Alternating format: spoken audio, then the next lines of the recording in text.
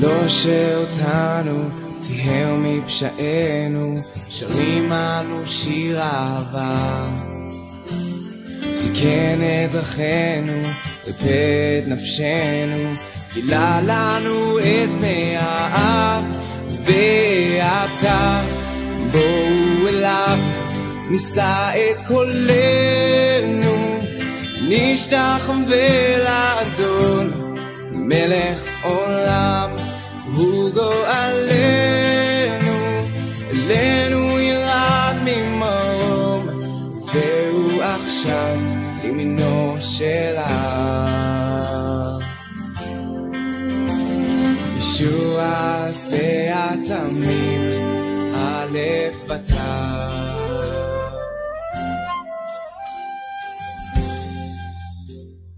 Mais uma vez, Shabbat Shalom a você que nos assiste de casa, meus irmãos que aqui estão.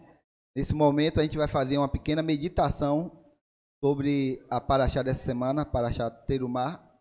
Nosso irmão Neodijan está de São Paulo fazendo essa transmissão. Ele preparou um estudo especial aí, Adonai tem usado ele, tem dado sabedoria, tem revelado a ele tem nos abençoado muito.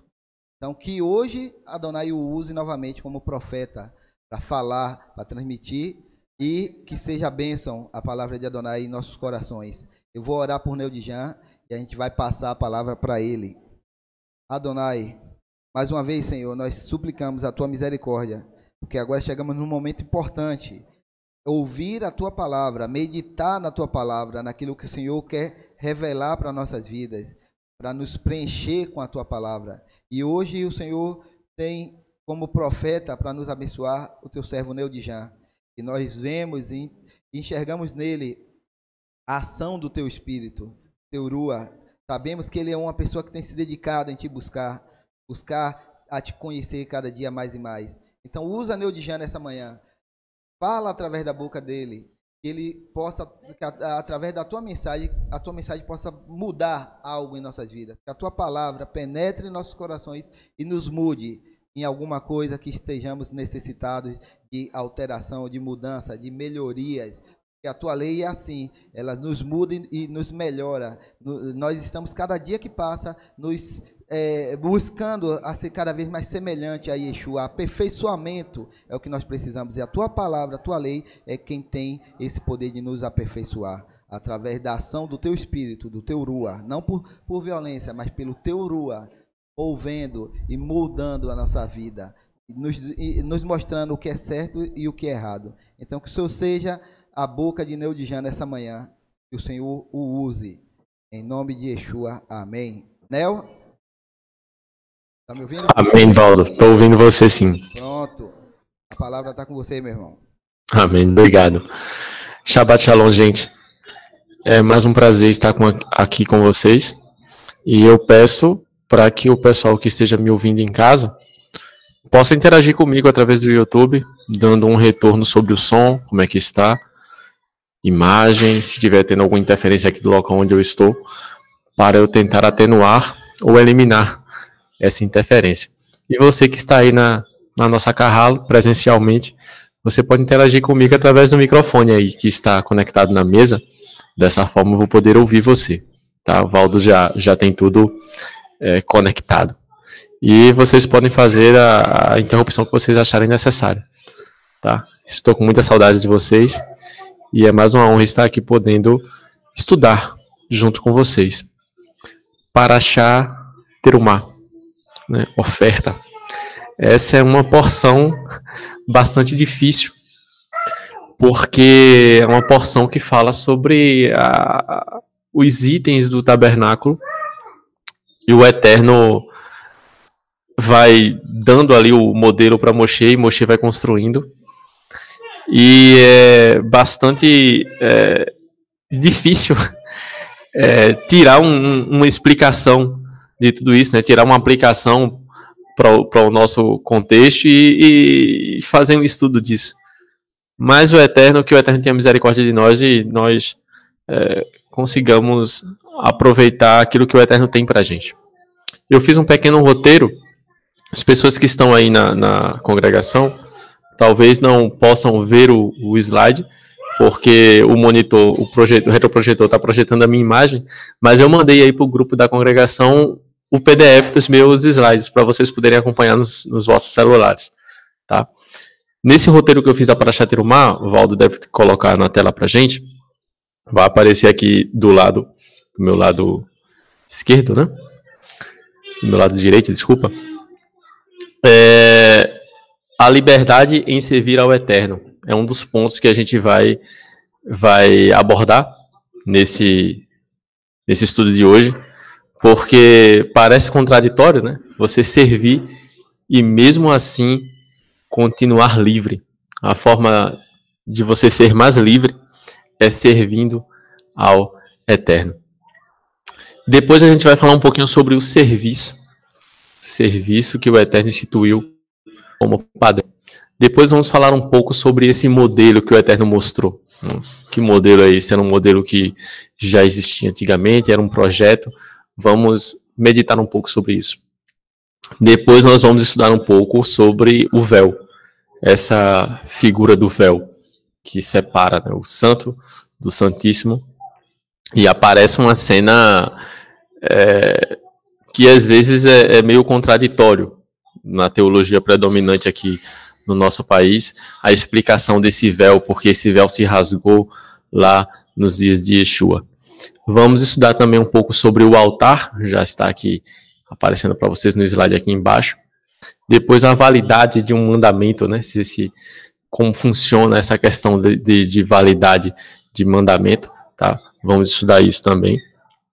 E, por último, nós vamos entender um pouquinho a carta aos Hebreus, justamente focando nessa questão da validade do mandamento, tá? Vou tentar seguir esse roteiro e que o Eterno tenha misericórdia de nós e que possamos estar atentos àquilo que for útil, àquilo que o Eterno julgar necessário para a nossa vida espiritual, tá bom?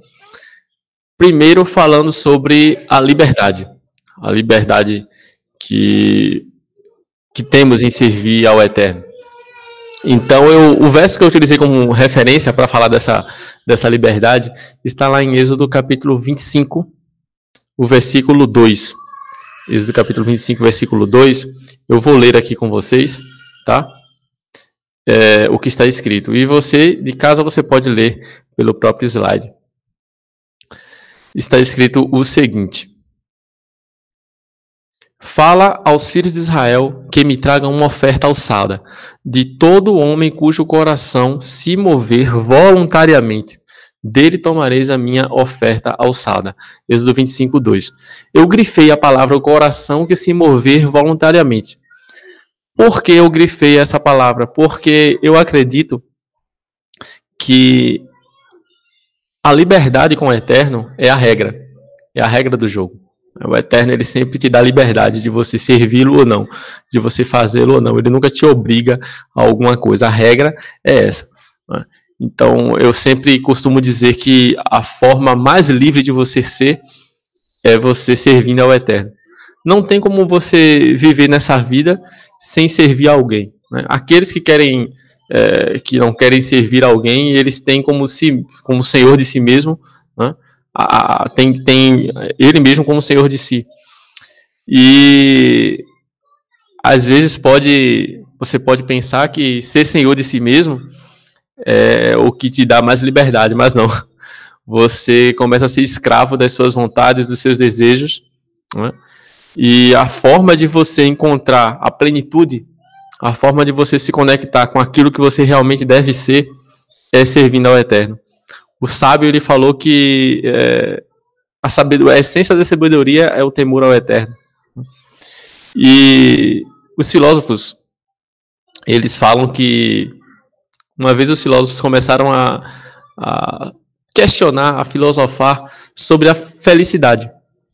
E eles chegaram a uma conclusão, que algo só pode ser feliz se ele fazer aquilo que ele nasceu para fazer, aquilo que a natureza dele proporciona ele fazer, né? Um exemplo disso, uma cadeira, ela é plena se ela cumpre a função dela de cadeira, que é o que?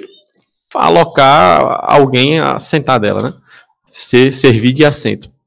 E qual é a função do homem? Né? A função do homem é ser grato ao Eterno, servir ao Eterno. Então, se o homem fizer isso, ele é pleno, ele consegue ser feliz, ele consegue ter tudo o que é para ele nesse mundo. Então, às vezes, eu até coloquei aqui no slide também aqui embaixo, vai aparecer aí na tela para vocês, que quando parece que algo é exigido, você pensa, não, ó, isso aqui não foi, o Eterno não está deixando o homem livre, ele está exigindo, né? Como na próxima porção, Etzav, ordena, né? Ordena que os filhos de Israel tragam azeite. Aí você diz assim, olha, a regra não é liberdade porque ele está exigindo. Você tem que lembrar que existe um contrato que foi formado antes. Existe um acordo, existe um pacto. E nesse pacto o povo entrou de livre e espontânea vontade, como o versículo que eu li para vocês, né? Um coração voluntário. O Eterno estabeleceu as regras do pacto. O Eterno disse quais seriam as obrigações do povo e quais seriam os direitos do povo. E o povo aceitou. O povo, conforme tudo que disseste, nós faremos, nós aceitaremos. Né? E por várias vezes esse pacto foi colocado à disposição do povo, para saber se o povo estava disponível a seguir ou não. E o povo sempre falou que queria seguir esse pacto. Então, né, entrando nesse pacto de coração aberto, sendo voluntário, existem os direitos e os deveres. Então, até quando você vê essas questões de, vocês devem fazer isso, vocês vão receber uma punição porque vocês fizeram tal coisa. Essa coisa ela foi aceita lá atrás, de forma voluntária. Então, a regra do Eterno é essa. A regra do Eterno é a liberdade. Eu estava discutindo recentemente com uns amigos meus de faculdade justamente sobre isso. Porque esses meus amigos de faculdade, eles insistem em querer tirar a liberdade do ser humano para impor aquilo ali que eles acham melhor. Isso é muito perigoso. É muito perigoso, porque se o Eterno, que é todo-poderoso, que é onisciente, ele te dá a liberdade de você escolher o que você quer, embora você escolha um caminho que talvez não seja bom para você, mas o Eterno ele respeita essa sua liberdade. Como é que a gente vai colocar a nossa liberdade sobre as mãos de um homem, sobre as mãos de um governo ou sobre as mãos de quem for? Né? Então, usufrua o seu direito de liberdade. Né? Não perca a sua liberdade para ninguém. Né? Perca só para o Eterno. Porque o Eterno, você entregando a sua liberdade nas mãos do Eterno, o Eterno te devolve isso aí. O Eterno, ele respeita a sua decisão. Então, é muito importante. A Paraxá fala que todo homem cujo coração se mover voluntariamente pode trazer a sua oferta alçada. Então, eu acho esse ponto de liberdade muito importante nessa porção. O próximo ponto, gente, vocês aí da congregação, agora eu estou conseguindo ver a congregação, estou vendo Petros aí, estou vendo Valdo, Lucas, Valéria ali, Zenália. Então, se vocês quiserem comentar alguma coisa sobre essa porção de liberdade, vocês fiquem à vontade. Se vocês não tiverem nenhum comentário, eu vou passar para o próximo slide, que é a questão do serviço divino. Sobre o serviço, eu coloquei um texto aí de referência para vocês, vai aparecer aqui do lado para vocês. E me farão um santuário, e habitarei dentro deles, né? Ou habitarei no meio deles. Êxodo 25, 8. Também é um versículo da nossa porção. E eu coloquei aqui embaixo para vocês que as obras dos homens para Adonai são mais importantes para os homens do que para o próprio Adonai. Às vezes nós fazemos um serviço, né? E dizemos assim, olha, esse serviço que estamos fazendo é para o Eterno. Lógico, o serviço que estamos fazendo é para o Eterno.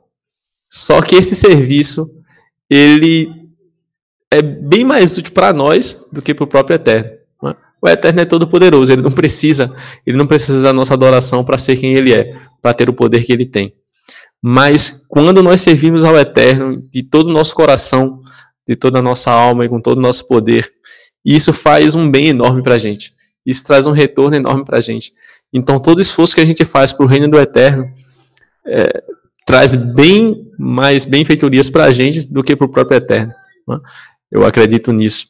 E esse verso, ele traz isso para a gente. Por que ele traz isso para a gente? Porque esse verso, ele diz o seguinte, que o povo vai construir o tabernáculo e o Eterno vai habitar no meio do povo. Tem gente que entende que o Eterno vai habitar no meio do povo porque o Eterno habitaria dentro do tabernáculo. Não, não seria assim. O Eterno habitaria dentro de cada um, no coração de cada um. E é assim que eu entendo. A palavra é Betohem, né? Dentro deles. Né? E o tradutor, talvez por não entender muito bem essa essência, né? Ou talvez porque realmente possa caber esse sentido no contexto, né? Classificou como no meio deles, e você em casa pode entender como se o Eterno estivesse morando no tabernáculo. Mas não, eu acredito que quando o Eterno usou essa palavra, o Eterno queria habitar dentro do povo. Por que dentro do povo? Eu coloquei no slide para vocês aí, que no último ponto desse slide, as obras podem controlar os sentimentos. Por isso que obras são tão importantes, por isso que o Eterno ele faz uma lei para nós, né? Cheio de ações, cheio de obras. Porque os homens construindo aquele tabernáculo, os homens demonstrando aquela devoção ao Eterno, o Eterno habitaria dentro deles, dentro de cada um do povo judeu. Isso é muito bom. Não que o Eterno habite num tabernáculo construído por mãos humanas ou no templo, né? Mas a sua devoção ao Eterno faz com que o Eterno habite dentro de você e que o Eterno viva dentro de você. As obras são tão importantes, gente, no serviço, que Tiago, né, na sua carta, ele fala que a fé sem obras é morta. Eu coloquei no slide para vocês que as obras, elas controlam os sentimentos. Olha como são importantes. Às vezes você não gosta de uma pessoa. Às vezes você não quer fazer determinada coisa por vontade própria, mas você sabe que você fazer é o certo. E você vai e você faz. Você se dedica a fazer o que é certo. Automaticamente, depois, os seus sentimentos vão se juntar às suas ações. Isso já aconteceu comigo várias vezes. Né? Às vezes eu não queria fazer determinada coisa, mas eu sabia que aquela coisa era o certo a se fazer. E eu ia fazendo aquilo ali, mesmo sem gostar. Eu ia fazendo porque eu sabia que era o certo a se fazer. Em determinado momento, eu comecei a gostar daquilo que eu estava fazendo. Eu atrelei o certo à minha vontade. Então, por isso que o Eterno, como o maior pedagogo do mundo, né, tem a sua didática na Torá. E por isso que devemos respeitar, devemos obedecer. Mesmo como o Valdo falou na paraxá passada, né, os Hukim, mesmo sem entender, devemos obedecer, porque as nossas ações mudam os nossos sentimentos. E isso é muito importante. Mudando para o próximo ponto, se vocês não tiverem nada a falar sobre essa questão do serviço, eu vou até ver aqui no YouTube se tem alguma coisa, alguém falando alguma coisa comigo. Não, a Lucilene só falou shalom, né? Está tudo ok. Que bom, Lucilene. Saudade de vocês. Vou agora para o slide que fala sobre o modelo. Nessa porção, está lá em Êxodo 25:2, o Eterno diz o seguinte: conforme tudo o que eu te mostrar, eu grifei essa palavra aí, eu te mostrar, para modelo no tabernáculo, e para modelo de todos os seus pertences, assim mesmo fareis. Aí eu fiz uma pergunta para vocês, que vai aparecer aqui embaixo. Esse modelo é um projeto ou é algo que já existia? Existe parte, gente, da teologia que acredita que esse modelo que o Eterno mostrou já existia lá, no sistema celestial, no reino celestial. Como se no reino celestial já existisse um tabernáculo, como se no reino celestial é um altar e todo o serviço divino. Pode ser verdade? Pode. Mas eu acho que não.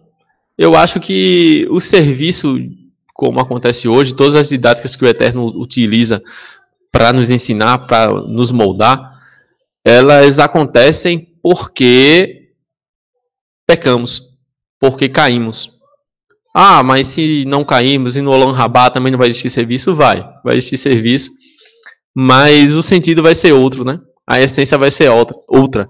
Talvez lembrar, né, do nosso passado para que não voltemos a cometer os nossos erros, ou talvez apenas adorar, não sei como serão as regras do Olam Rabá, não sei. Mas até que se prove o contrário, até que se chegue uma nova legislação, a legislação que vale a nossa, né? Vamos até falar sobre isso, sobre essa validade do serviço lá na frente. Então eu acredito que todo o serviço foi montado por causa do erro do Éden. Então eu acho que lá no reino celestial, eu acho que não existe um erro, né? Como aconteceu no Éden. Então eu acho que o serviço não acontece dessa forma. Aí você pode perguntar para mim, mas existe um modelo que foi mostrado para Moshe. Olha, esse modelo pode ser mostrado tanto quanto as pessoas pensam, né, que é um serviço que já existe no reino celestial, como um projeto que o Eterno fez. Né? O Eterno mostrou ali para Moshe como um retroprojetor, como uma maquete, né, de um engenheiro que projeta essa maquete e mostra o seu projeto para os seus mestres de obra e para toda a equipe que vai trabalhar para ele. Eu acredito que o Eterno mostrou esse projeto para Moshe. Né? Um projeto que o Eterno queria que fosse construído e não que já existe em algum canto. Né? Aí você pode dizer, ah, não, mas lá no livro de Revelações, no livro de Apocalipse, existe um serviço acontecendo lá em cima, a gente vê. É muito complexo a gente determinar o que é literal e o que é apenas uma figura de linguagem ali no livro de Apocalipse. Eu acredito que não existe um serviço e semelhante ao que acontecia aqui na Terra, lá no Reino dos Céus. Eu acredito que o sistema lá é diferente. Deve existir um serviço de adoração? Com certeza eu acredito que sim. Todos os seres que são gratos ao Eterno, que são plenos, eles adoram ao Eterno e eles fazem um serviço ao Eterno. Mas será que era igual ao que acontecia lá no tabernáculo? Acho que deve ter a mesma essência, mas o mesmo serviço, acho que não. Então, eu acho que aquele modelo que o Eterno mostrou para Moshe foi um projeto e não algo que já existia. Eu acho isso. Embora respeite a opinião e acho coerente também a opinião daqueles que defendem que realmente já existia, mas eu me fixo, eu acho que tem mais fundamento a ideia de ser um projeto mesmo ali, tá? Não sei se vocês têm algum comentário sobre isso, mas se não tiverem, eu vou para o próximo slide, que já é um pouco polêmico, né? A questão do véu. A questão do véu é um pouco polêmico. Esse véu, eu coloquei no slide aí para vocês, está escrito na nossa paraxá em vários versos, né? Mas eu peguei o verso Êxodo 26:33. Está aqui do lado, vai aparecer aí na tela para vocês, que diz o seguinte: pendurarás o véu debaixo dos colchetes e porás a arca do testemunho ali dentro do véu. E este véu vos fará separação entre o santuário e o lugar santíssimo. Então, a principal função do véu, né, de acordo com esse verso, era essa: fazer separação entre o lugar santo do lugar santíssimo. Era proteger o lugar santíssimo, né, como se fosse. E eu fiz uma pergunta para vocês aqui embaixo, porque é uma coisa que acontece muito no meio teológico, né, da teologia predominante aqui no nosso meio. Não no nosso meio moreste, no nosso meio judaico, mas no meio do nosso país. E sempre perguntam, né, o que significa, vai aparecer aqui embaixo para vocês, o que significa o véu se rasgar na morte de Yeshua. Eu coloquei a referência aí, caso você precise se contextualizar, que véu é esse rasgando na morte de Yeshua, está lá em Mateus 27:51, está em Marcos, também em Lucas, mas eu peguei o verso de Mateus, que eu acho que traz mais detalhes do que aconteceu naquele momento. E algumas pessoas, gente, dessa teologia dominante aqui no nosso país, elas acreditam que o véu se rasgar nos dias de Yeshua, né, quando Yeshua morreu, identifica que abriu-se, né, entre o Santíssimo e o Santo Lugar. A morte de Yeshua trouxe uma maior comunhão para nós. E eu acho que não foi nada disso. Não foi nada disso. Eu acho, com certeza, a morte de Yeshua trará no futuro, né, uma maior comunhão para nós, quando os mortos ressuscitarem, quando vencemos a morte e quando pudermos viver eternamente, servindo ao Eterno eternamente. Aí sim viveremos uma maior comunhão, venceremos a morte. Né? A morte de Yeshua aconteceu, né, e trouxe isso para a gente. Mas para os nossos dias agora, né, não tem nenhuma mudança. Na verdade, é o contrário, né? Quanto mais tempo passa, quanto mais o mundo vai ficando mais velho, né, mais a iniquidade aumenta. Os valores vão se perdendo. Né? Às vezes, nós, né, não só eu, mas nós, nosso padrão moral, às vezes a gente vai se sentindo meio só a cada dia que passa. Porque antigamente, eu lembro na época quando eu era criança, a cultura do meu pai, dos meus avós, né, de você dizer uma coisa e sustentar o que disse. Né? Ou seja, sua palavra era mais importante que um contrato. Né? Sua palavra era um contrato. Nos dias de Yeshua era assim. Nos dias de Moshe, muito mais. E quanto mais antigo o mundo era, mais moral as pessoas tinham. As pessoas diziam uma coisa e cumpriam aquilo que diziam. Às vezes até depois se arrependiam, mas diziam assim, não, o que eu falei, se eu falei isso, infelizmente não foi eu acho que não era o melhor caminho, mas como eu prometi, eu vou fazer. Eu acho que o certo é isso, né? Sua palavra ser sim e você fazer o que você disse sim.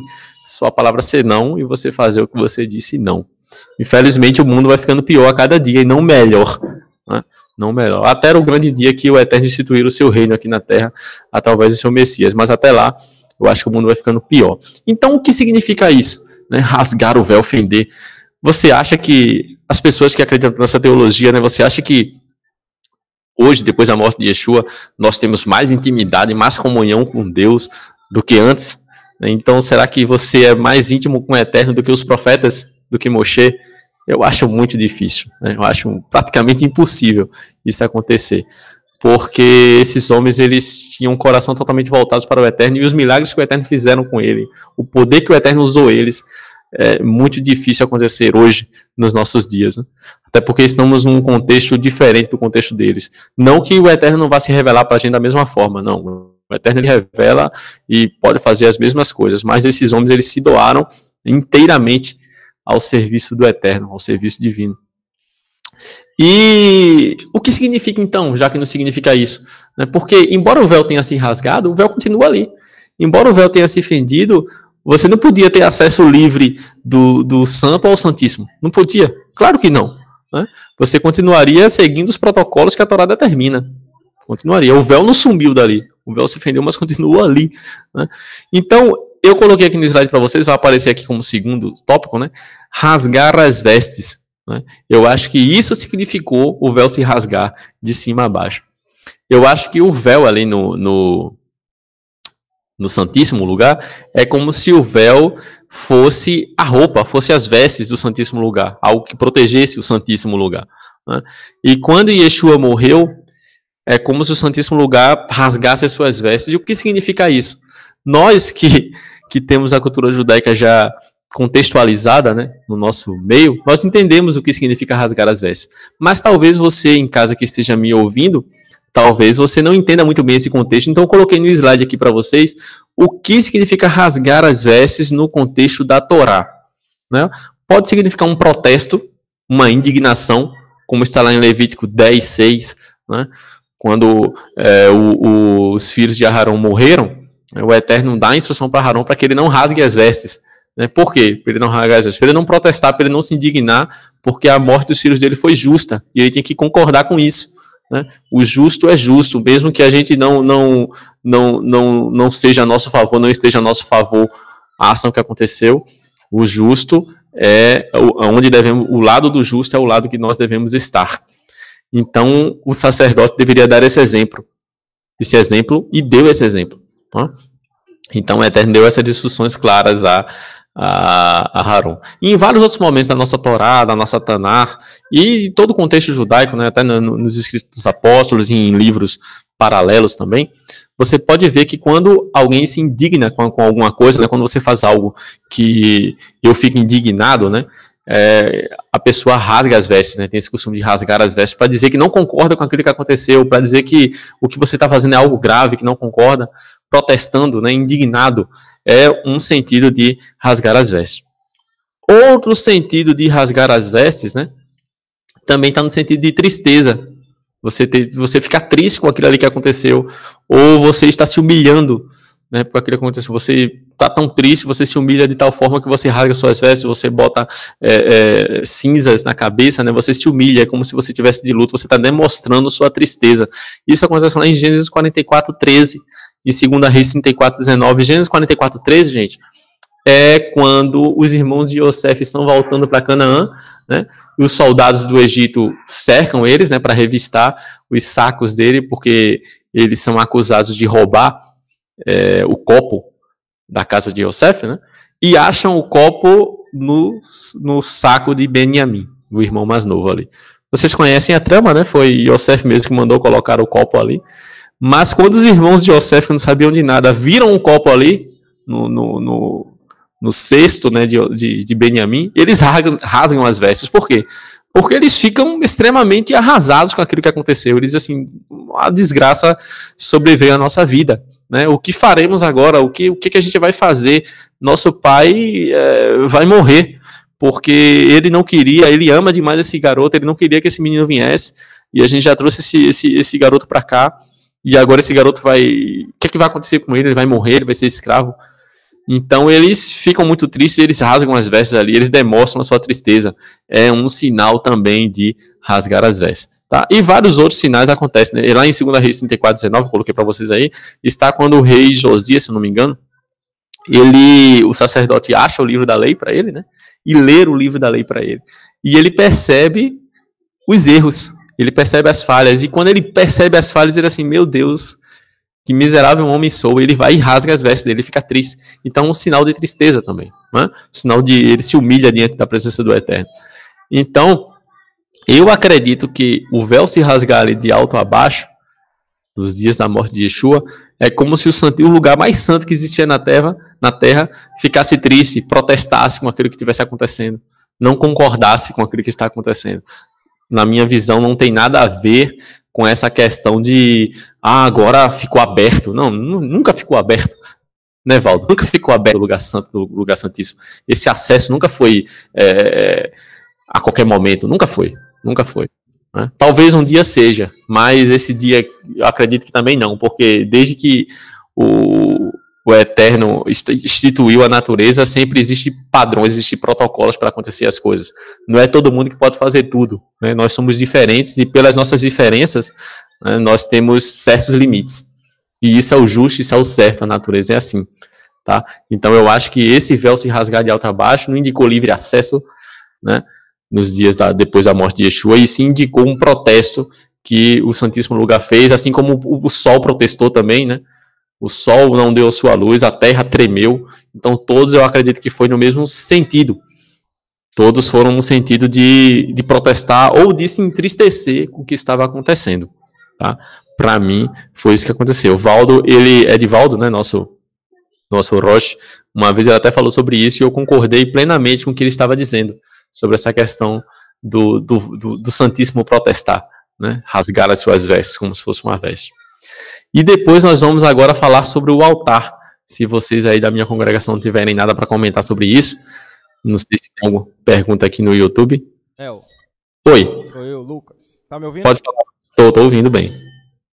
Queria fazer um comentário sobre o significado, né, o véu se rasgou. Né? Eu concordo com você porque, na verdade, o Santíssimo nunca foi aberto. O véu ali foi uma coisa real que aconteceu. Todas as vezes quando o povo de Israel peca contra o Eterno, Deus diz o que lá em Devarim? Que ele traria povos de outras nações para capturar eles como escravo, invadir a terra e derrubar o templo.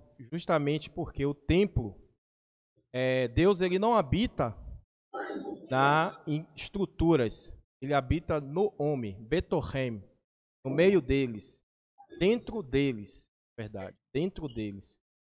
Então, essa conexão com o Eterno dentro de nós tem que estar aceso. Não somente no serviço, nas coisas, né? Nas coisas, na parede, no templo.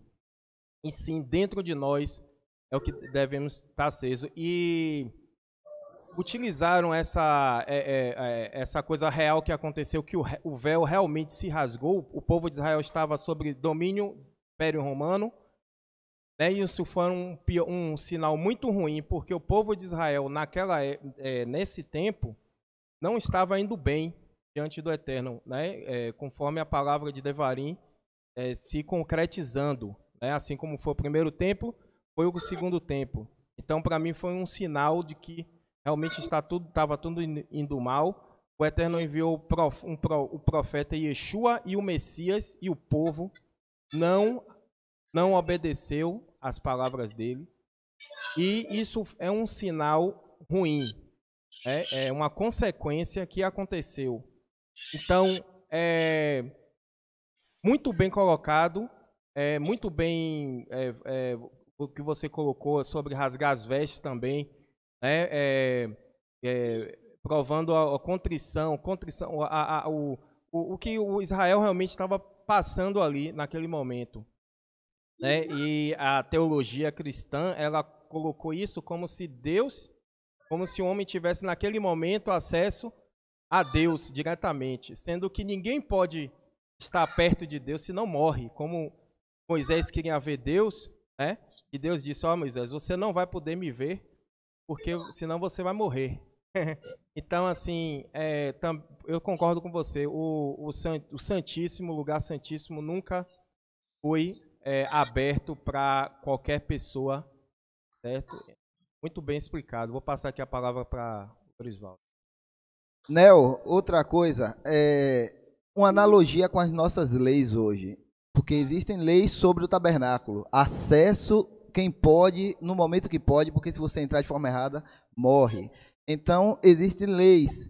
Como é que uma lei é anulada aqui no nosso país, quando vem uma outra que sobrepõe ela, que anula e é homologada ali pelo presidente, pela Câmara, os deputados, sei lá como funciona, mas vocês entenderam. Então, se houvesse aberto e todo mundo pudesse agora entrar no templo e acessar do jeito que quisesse qualquer local, teria que existir uma lei de Adonai posterior à que foi dada no Sinai, mudando isso, e não foi dado. Então, é apenas um pensamento, um desejo humano de querer acessar e ver Deus face a face, e ninguém pode, ninguém consegue. Então, é só para uma reflexão, uma forma de a gente refletir com algo que a gente tem no nosso cotidiano. Verdade, Valdo. Agora, imagine, né, o gentil pensando que a partir daquele momento, todos podiam entrar no Santíssimo. Já imaginou? Isso não existe, gente. A história prova que isso não existe, né? O templo continuou tendo suas regras baseadas na Torá. Então, o Santíssimo Lugar, conforme a Torá determina, ele, para adentrá-lo, tem que ter todo um protocolo, tem que ter um tempo certo para fazer isso, tá? Então, acredito que agora nós possamos mudar para o próximo slide, que é o slide que fala sobre o altar, né? Esse tão polêmico também, né, tema. Para mim é tão simples, para nós que temos a Torá como nossa base, é tão simples, mas talvez para os gentios não sejam tão simples assim. E como eu sei que muitos gentios nos assistem, como eu sei que temos muitos amigos gentios que gostam de estudar conosco, né? Então é importante falarmos sobre isso. A Paraxá, no seu capítulo 27, no versículo 1, ela fala sobre a construção do altar. E eu coloquei aí na tela para vocês, vai aparecer aqui do lado. Eu vou ler o verso para vocês. Êxodo 27, capítulo 1, Shemot, né, o segundo livro da nossa Torá. Farás também o altar de madeira de acácia. 5 côvados será o seu comprimento e 5 côvados de largura. Será quadrado o altar. E 3 côvados a sua altura. Aí está a construção do altar. E o altar servia basicamente para a oferenda de sacrifícios ao Eterno, né?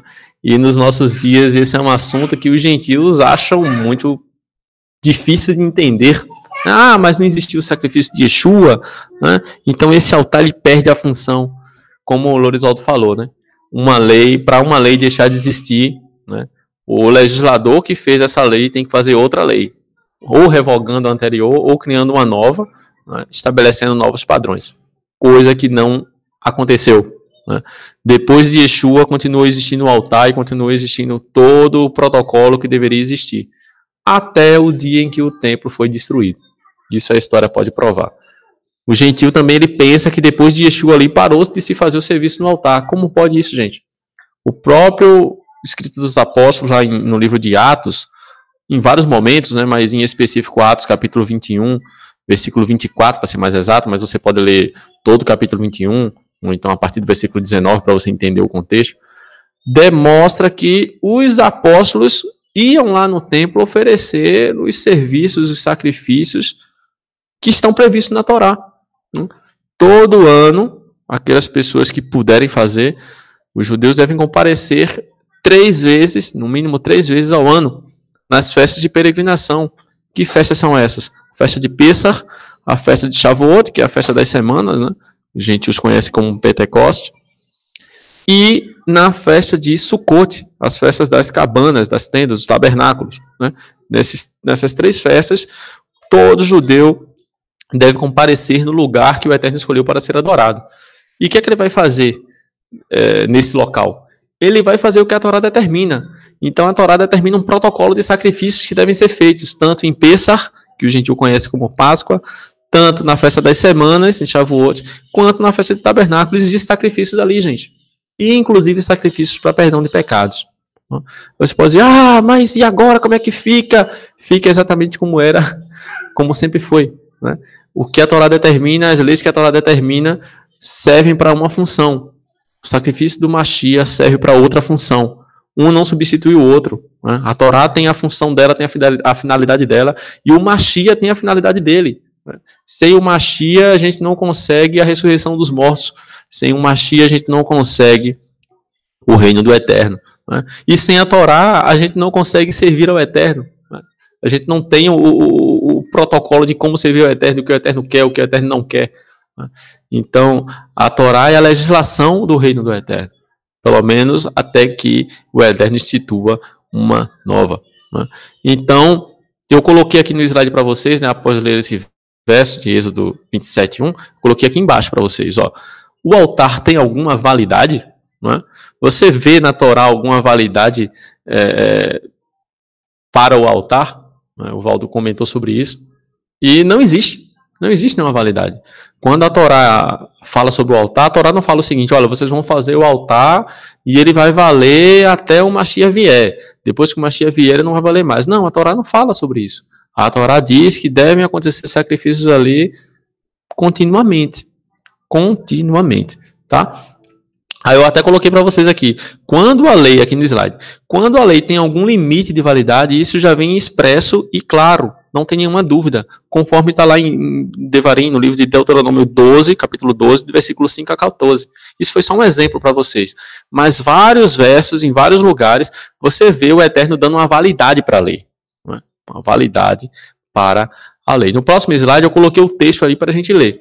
Você que não tem o slide, você pode ler na sua Bíblia, ou você pode ver no slide que eu mandei para vocês aí no celular, no grupo lá da nossa Carrala, tá bom? Vamos ler aqui para vocês esse texto, para você ver exatamente o que está dizendo. Olha só, Êxodo 12, né, a partir do versículo 8 ali. Não fareis conforme tudo que hoje fazemos aqui. Olha só, se eu não me engano, isso aqui é Moshe falando para o povo, né? São as últimas palavras de Moshe para o povo, as últimas instruções. E Moshe fala o seguinte, não fareis, vocês não vão fazer quando chegarem lá em Canaã, na Terra Prometida, conforme fazemos hoje aqui, cada qual tudo o que bem parece aos seus olhos. Porque até agora não entrasse no descanso e na herança que vos dá o Eterno nosso Deus. Ou seja, ele até fala, olha, algumas coisas que nós fazemos aqui tem um limite de validade. Quando nós chegarmos lá em Canaã, nós não vamos fazer da mesma forma. Né? Aí ele até continua. Mas passareis o Jordão e habitareis na terra que vos fará herdar o Eterno vosso Deus. Né? Aí ele continua aqui embaixo. E vos dará repouso de todos os vossos inimigos em redor, e morareis seguros. Então, olha o que ele fala. Haverá um lugar que escolherá o Eterno vosso Deus, para ali fazer habitar o seu nome. Ali trareis tudo que vos ordeno, e os vossos holocaustos, e os vossos sacrifícios, e os vossos dízimos, e a oferta alçada da vossa mão, e toda a escolha dos votos que fizerdes ao Eterno. Ou seja, nos dias de Moshe, naquele tempo ali, o povo levava aonde? Levava no meio do deserto, o povo sacrificava no meio do deserto, no tabernáculo que o Eterno construiu. Né? Antes do tabernáculo, né, o que é que Abraão fazia? Abraão levantava o altar onde ele bem entendia. Jacó também, os patriarcas levantavam o altar e ofereciam ali um sacrifício ao Eterno, onde eles bem entendiam. Não existia uma lei sobre isso. Né? E o Eterno permitia que fosse dessa forma. Mas lá no deserto, Moshe já deu instrução, olha, não vai ser assim, isso tem uma validade. Quando nós chegamos em Canaã, procederemos dessa forma. O Eterno vai escolher um local, e ali vai habitar o nome do Eterno, né? Ali vai ser o centro do serviço do Eterno e nós deveremos trazer as coisas para lá. Então, assim, essa lei de você fazer sacrifício onde você quiser teve um limite. E a própria Torá estabeleceu esse limite.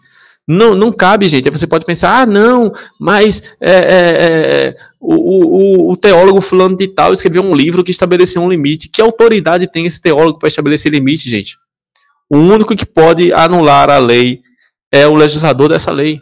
Né? Se o Eterno fez a Torá, se o Eterno deu a Torá a Moshe, se o Eterno deu essa Torá como provas provas inquestionáveis de que foi ele mesmo, né, que estava ali dando essa Torá, todo o povo viu o monte fumegar, né?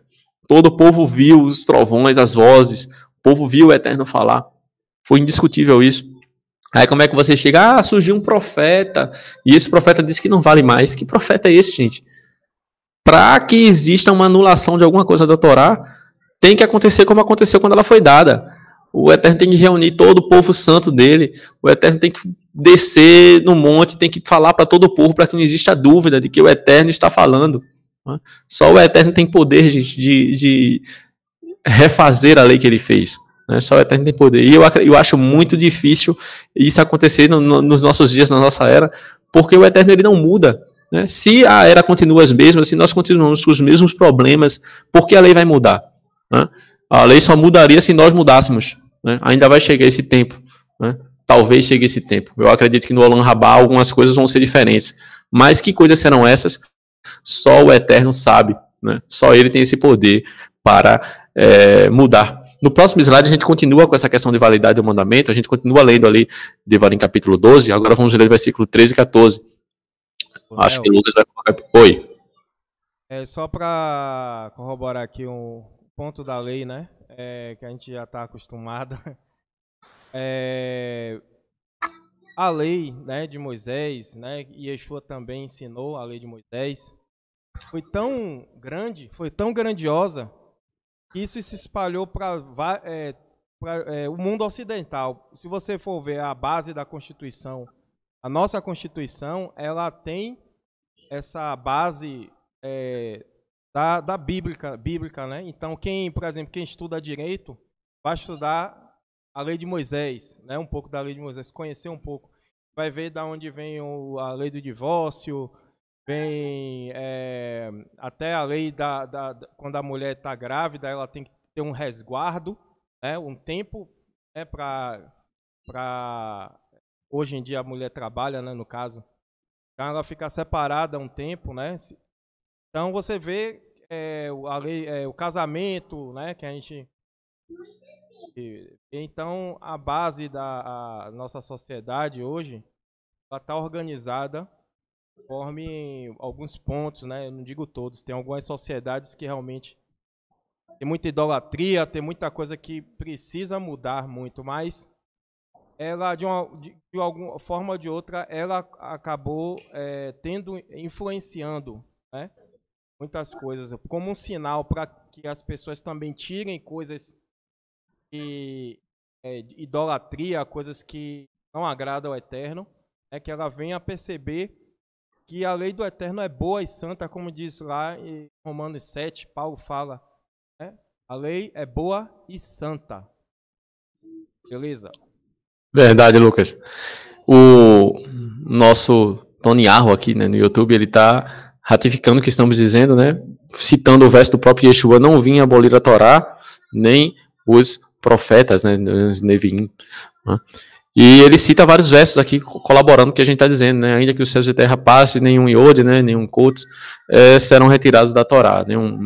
Foi traduzido como Jot e Til, né? Ou seja, Yeshua está confirmando exatamente isso que estamos dizendo. Ele não veio mudar nada. Né? Por que ele falou isso? Porque ele estava dando uma interpretação da Torá que era diferente da tradição daqueles dias dele.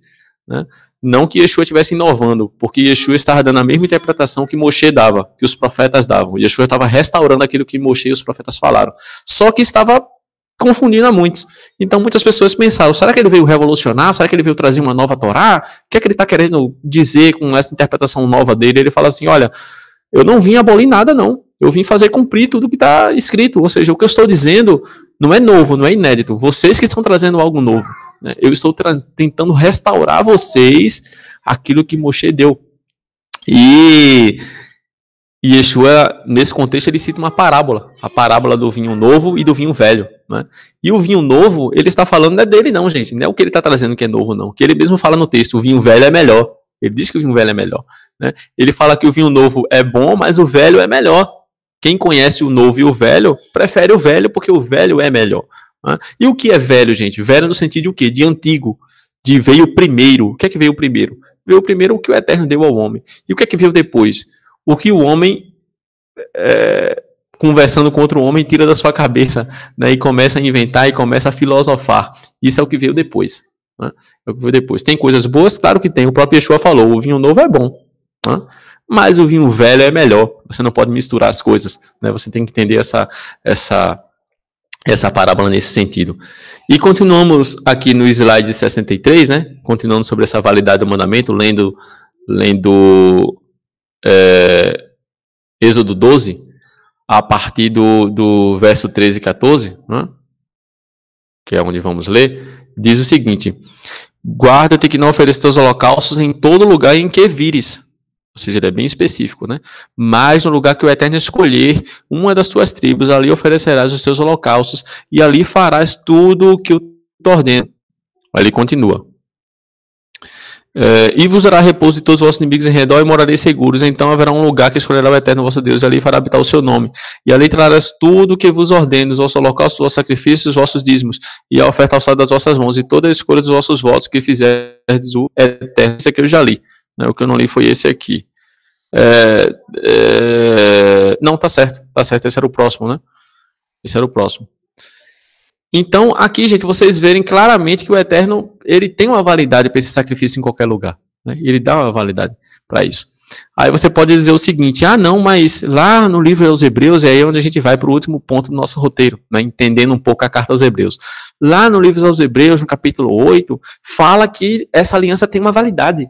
Né? Fala que tem uma validade, está lá escrito. Duas coisas. Primeiro, só quem pode fazer uma nova legislação é quem deu a legislação. Então, o escritor da carta aos Hebreus, primeiro, não tem essa autoridade. Segundo, ele não teve também essa intenção. Né? Você que está entendendo ele errado. Nenhum judeu que se preze vai fazer uma carta para judeus dizendo que a Torá não serve mais, sem ter o próprio Eterno falando isso. Né? O próprio escritor aos Hebreus não diz que o Eterno falou isso para ele. Observe que ele não diz isso. Então, de onde é que ele tirou que agora a legislação não serve mais, a Torá não serve mais? Né? Ele mesmo explica no texto. Né? E o sentido que ele fala é bem diferente desse sentido que os gentios entendem. Né? Vamos ler um pouquinho aqui. Eu coloquei na tela para vocês. Hebreus 8, capítulo 8, versículos 6 e 7. Diz assim, vai aparecer aqui do lado. Ó. Mas agora alcançou ele ministério tanto mais excelente, quanto é mediador de uma melhor aliança, que está confirmada em melhores promessas. Que promessas são essas, gente? Que melhores promessas são essas que Yeshua, a aliança de Yeshua está firmada? Nas promessas que está na Torá, nas promessas que estão nos profetas. Tanto é que ele cita Irmiyahu, né? Ele cita Jeremias 31 em diante. Ele cita isso aí para explicar por que a aliança de Yeshua é melhor. E que aliança é essa? Que promessas são essas? Ele cita. Então só é você ler, continuando lendo o texto, e ler o que o profeta fala. O profeta Jeremias jamais fala em uma nova Torá. O profeta Jeremias jamais fala numa validade, que a Torá tem uma validade. O profeta não fala isso. E por duas coisas. Primeiro, o profeta não tem autoridade de falar isso. Só o próprio Eterno, com várias testemunhas, como todo o povo foi testemunha do pacto, né, pode revogar aquilo que ele falou. E segundo, o profeta jamais falaria contra a Torá do Eterno, contra o Eterno. Né? Então, continuando aqui a leitura, né, do slide. Hebreus 8, 6 e 7. Porque se aquela primeira fora irrepreensível, nunca se teria buscado lugar para a segunda. Aí você pensa, aqui ele está falando da lei de Moisés. Então veio Yeshua, né, e trouxe uma nova lei. Aí eu pergunto para você, qual foi a nova lei que Yeshua trouxe? Né? Como o Tony Arro falou lá no YouTube, digitou. Né? Que nova lei foi essa que ele trouxe? Que ele não trouxe mandamento novo nenhum. Nenhum ele trouxe. O próprio escritor dos Hebreus, quando ele fala disso, ele cita o verso. Então, qual é a ideia? O que é que o escritor dos Hebreus está querendo falar? Ele está falando de alianças distintas, gente. Uma aliança conecta você ao Eterno. Outra aliança, que é a de Yeshua, faz você viver eternamente para cumprir a aliança. Para cumprir a primeira aliança. né? São alianças diferentes. A aliança de Yeshua te dá direito à ressurreição dos mortos. A aliança da Torá te liga com o eterno. Olha a diferença, gente. Ah, por que a aliança de Yeshua é melhor, é maior? Porque se você morre, sua aliança com o eterno é finita. Ela tem um limite até da sua vida. E você, podendo viver no Olam Rabá, você vai poder viver com o eterno, vai poder servir ao eterno eternamente. Então não é melhor? Claro que é.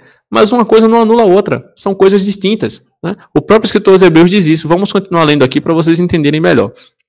Aí vem aqui no slide, eu coloquei para vocês aqui embaixo, vem uma frase que parece que anula tudo que eu disse, né? Hebreus 8, versículo 13 diz o seguinte: uma nova aliança, se existe nova aliança, então envelheceu a primeira. Ora, o que foi tornado velho e se envelhece, perto está de acabar. Então o gentil ele lê um negócio desse aqui, né? E ele imagina o quê? Ele imagina que o escritor dos Hebreus está dizendo que a lei de Moisés está perto de acabar, né? Observe algumas coisas aqui no texto. A primeira coisa, o escritor dos Hebreus diz que está perto de acabar, mas ainda não acabou. Nos dias dele ainda não acabou. Então observe que Yeshua já tinha morrido, já tinha ressuscitado, mas nos dias dele ainda não tinha acabado. Ele disse que está perto de acabar. O que é que ele está falando? O Rocha Edivaldo, ele me explicou isso aqui muito bem, né? Essa explicação eu devo a ele. Ele deve estar ouvindo aqui nessa mensagem. E Edivaldo ele falou o seguinte: olha, se você observar, todos os apóstolos eles tinham uma confiança de que Yeshua voltaria no dia deles, de que eles não morreriam. Eles veriam o retorno de Yeshua, eles veriam o estabelecimento do reino do eterno, o Olam Rabá, o início do Olam Rabá, né? E eles acreditavam que com a instauração do Olam Rabá, né, esse sistema já estava enfraquecido, já seria substituído por um novo sistema. E talvez um novo sistema, talvez novas leis. Algumas permaneceriam, né, seriam ratificadas, seriam incluídas no novo sistema. Algumas talvez fossem mudadas, né? Então, um novo sistema vai ser estabelecido. Uma nova legislação vai ser dada. Então, uma nova era vai começar. Não a nova era que pregam no mundo, né? A era do eterno, o reino messiânico, né? O milênio. Então, é sobre esse tempo que o escritor dos Hebreus está falando. É sobre esse tempo que Paulo acreditava, né? Paulo, olha, uma coisa eu digo a vocês, os mortos ressuscitarão primeiro, e nós, os que ficarmos vivos. Ou seja, Saulo de Tarso tinha uma confiança de que estaria vivo quando Yeshua voltasse. Ele errou? Errou. Ele morreu, né? Ele morreu. Ele estará entre os mortos. Ele estará entre os mortos que ressuscitará, e não entre os vivos, né? Então, assim, essa é uma confiança que eles tinham. É um credo que eles tinham que não se cumpriu. É a confiança que nós também temos, é o que nós queremos. Nós queremos ser a geração que vencerá a morte. Qual é a geração que não quer, né? Mas nós não temos essa certeza. Talvez não seja na nossa geração que Yeshua volte, né? Então, é nesse sentido, gente, que o escritor dos Hebreus está falando, dizendo que o que foi tornado velho está perto de acabar. Não é dizendo que uma nova legislação vai ser posta e essa legislação é o nosso bel prazer, não, né? Ele está falando do reino do eterno, ele está falando do reino que o eterno vai estabelecer aqui na terra, e está ansioso para saber se o eterno vai trazer uma nova legislação, se ele vai ratificar a primeira com algumas ressalvas, né? Então é sobre esse novo sistema, sobre essa nova era que o escritor dos Hebreus está falando. Então, como eu falo para vocês, um mandamento, para ele ter validade, no próprio mandamento já traz a validade dele, né? Olha, esse mandamento vai valer, mas quando chegar em Canaã, quando chegar em determinado ponto, vocês vão agir dessa forma. Ele já dá um novo mandamento, ou diz assim, depois eu vou dizer o que vocês têm que fazer, né? Tudo tem que ficar claro, tudo tem que ficar amarradinho, tudo tem que ficar direitinho, para não chegar um teólogo por aí e dizer, olha, a partir de agora é assim, né? Que autoridade você tem para determinar como deve ser ou como não deve ser, né, gente?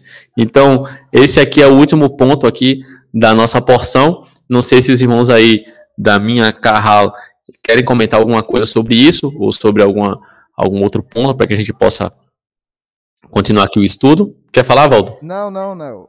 É só para você dar o aviso que não vai ter o estudo do Apocalipse hoje à tarde, quando você concluir. E aí você mesmo dá a bênção e a gente encerra por aqui. Você concluiu o seu estudo. Viu? Pronto. Aqui no YouTube o Tony Arro continua, né? dando alguns versos aqui para colaborar o que a gente está falando, né? Que não há nenhuma mudança, nem sombra de variação, né, no nosso Deus, né? E agradeço ao Tony Arro, que está participando bastante aqui no YouTube, a todos vocês do YouTube que estão nos assistindo, a vocês da minha querida Moreste, que estão aí presencialmente interagindo comigo, me dando forças, me apoiando, orando por mim. Não vai haver estudo de Apocalipse hoje, porque o nosso Orochi, ele está viajando, né? Está em outro lugar. E depois entraremos em contato quando vai ter o estudo de quarta, né, Valdo? Acho que essa quarta não vai ter, só na próxima, né? E agradeço a vocês a paciência, agradeço a vocês a oportunidade de estarmos aqui. E se houver alguma dúvida que depois surgir diante desse estudo, vocês podem mandar uma mensagem lá no nosso Instagram, né, Moreste Yeshua, e alguns dos nossos administradores vão responder você, eu também posso responder, também sou um dos administradores lá da página do Instagram. Tem também o nosso e-mail, né, moresteyeshua@gmail. Tem o nosso site lá que tem todas as informações. Depois esse vídeo vai ser editado, a parte do serviço vai ser retirada e vai ser deixada só a parte do estudo. É uma coisa também que você pode também comentar nesse vídeo, pedir alguma explicação e retirar sua dúvida, tá bom? Vamos orar, agradecer ao Eterno pelo serviço que o Eterno nos proporcionou. Eterno, nosso Deus, nosso Pai, te agradecemos pela oportunidade de mais uma vez estar aqui estudando a Tua Palavra. Obrigado por essa oportunidade, tira do nosso coração tudo aquilo ali que não te agrada e nos ajude a ser cada dia melhor e ser cada dia mais fiel, não a nós, mas ao Teu reino sempre. Receba a bênção do Eterno. Yevarechecha Adonai, veishmerecha, Yair Adonai panav lecha, vichuneka, Isa Adonai panav lecha, viasem lecha, shalom. E vocês dizem amém. Que o Eterno te abençoe e te guarde. Que o Eterno faça resplandecer o seu rosto sobre ti e tenha misericórdia de ti. Que o Eterno sobre ti levante seu rosto e ponha em você a paz. Shabbat Shalom e até o próximo estudo.